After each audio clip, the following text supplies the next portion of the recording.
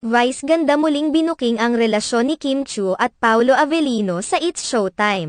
Muling naging makahulugan ang mga banat at tanong ng unkabogable star na si Vice ganda sa kanyang co-host na si Kim Chiu. Matatandaan na noon pa mang hindi pa inaamin ni na Kim Chiu at Sian Lim ang kanilang paghihiwalay ay nagbibigay na ng mga pahiwatig si Vice ganda sa pamamagitan ng mga makahulugang banat at tanong niya kay Kim Chiu. Muling naging makahulugan ang pabirong tanong ni Vice ganda kay Kim Chiu sa kamakailang episode ng It's Showtime nitong March 13, 2024. Sa segment na Karaw Kids ng It's Showtime, pinahulaan ng mga staff sa mga host ang kanta ng this band na hindi na nga.